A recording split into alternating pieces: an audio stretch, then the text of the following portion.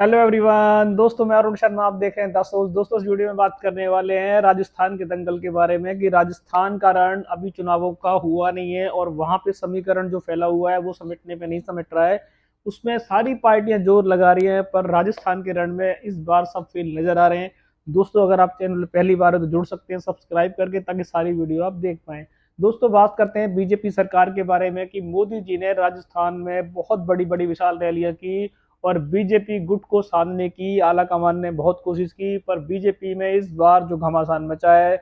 वैसे तो वो इस बार कहते हैं कि प्रचंड बहुमत से राजस्थान में सरकार बनाएंगे, गहलोत की सरकार का सूतड़ा साफ कर देंगे। पर इस बार जिस प्रकार से उन्होंने परिवर्तन यात्रा की शुरुआत की थी, जिस प्रकार से उनकी परिवर्तन यात्रा फ्लॉप रही, कहीं ऐसा ना हो कि इस बार परिवर्तन उनका ही हो जाए, क्योंकि जिस प्रकार से राजस्थान में बीजेपी सरकार में गुटबाजी चरम सीमा पे है उसको सुलझाना असंभव सा लग रहा है।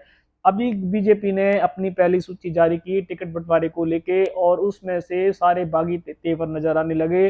बीजेपी का इस बार देखा जाए तो उपराष्ट्रपति शेखावत जी के दामाद की भी टिकट काट दी और दिया कुमारी को जो टिकट दी गई उससे बीजेपी में भारी रोष देखा जा सकता है।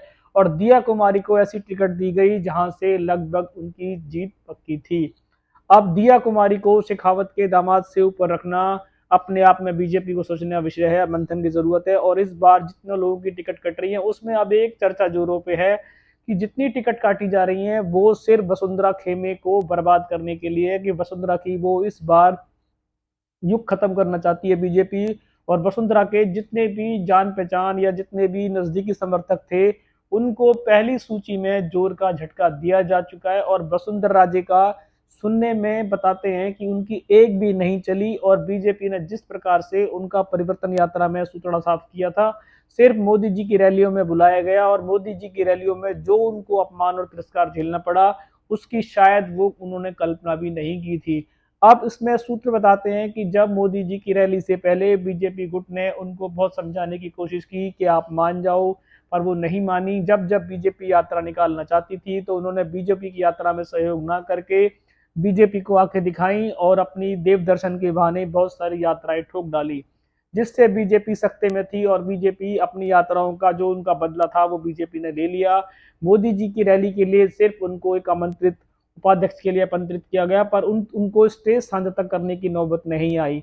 अब उसमें उनकी कवायद बीजेपी को ये लगी कि बीजेपी के जब चुनावी पोल सटीक पोल आए तो उसमें उनको लग रहा था कि शायद बिना वसुंधरा राजे के हम राजस्थान में फतेह नहीं कर पाएंगे। पर चुनाव आकलन जो आए, ई बीटर सी बूटर जितने रिपोर्टर आए उन्होंने बता दिया कि वसुंधरा राजे इस बार अगर बीजेपी से बाहर भी रहती हैं तो भी बीजेपी अपनी सरकार बना सकती है, उनको किसी सरकार की जरूरत नहीं पड़ेगी।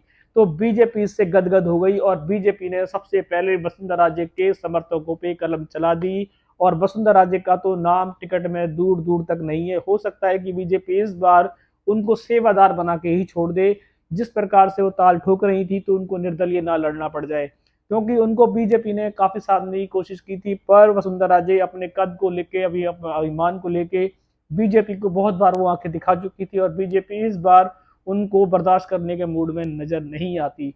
मोदी तक जब ये बात पहुंची तो मोदी ने उनको इस बार अपना संदेश दे दिया कि भले ही राजस्थान में कुछ भी हो जाए वो सीएम का चेहरा किसी को नहीं बनने देंगे, कमल और अपने गारंटी पे चुनाव लड़ेंगे।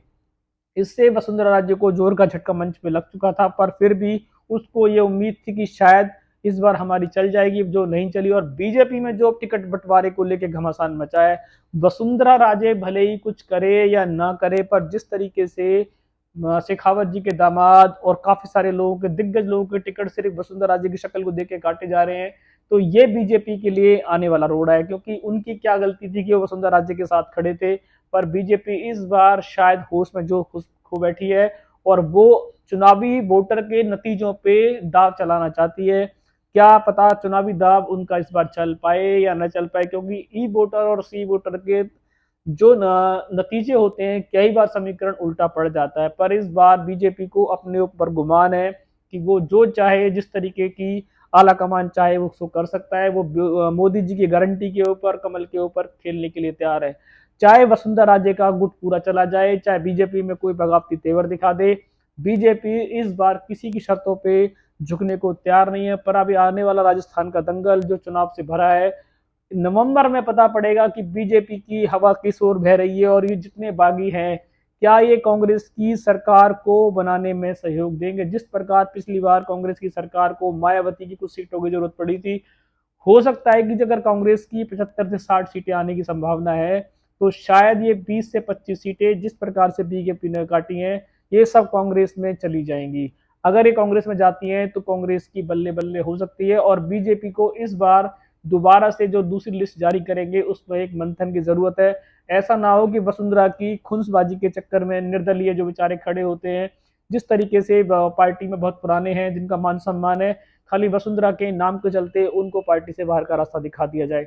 दोस्तों फिलहाल बीजेपी ने, आला कमान ने बहुत मंथन किया, बहुत जोड़ तोड़ की, पर वो पहली सूची जो इन्होंने लिस्ट जारी की उससे बगावती तेवर देखे जा सकते हैं। और राजस्थान में बीजेपी में टिकटों को लेकर भगदड़ जारी है और इस भगदड़ को अब अरुण सिंह या नड्डा जी रोक पाएंगे, नहीं रोक पाएंगे, क्या वो निर्दलीय का बन बना चुके हैं, क्योंकि वो जिस तरीके से उनकी टिकट काटी गई और बीजेपी उनको पूछ नहीं रही है, तो उनके पास कोई रास्ता बचता नहीं है। अगर समय रहते बीजेपी इस सूची को नहीं बना पाई तो बीजेपी अपनी सीट की जो विक्ट्री साइन देखना चाहती थी उसमें उनको बढ़ोतरी कम मिलेगी। दोस्तों फिलहाल राजस्थान का दंगल अभी योजनाओं से चल रहा है, इसमें कांग्रेस भी फंसी हुई है और बीजेपी तो फिलहाल सूची की पहली लिस्ट में ही फंस गई है और उनके बागी तेवर देखे जा सकते हैं। इस पे हम और हमारी टीम ने पूरा रुझान बनाया हुआ है।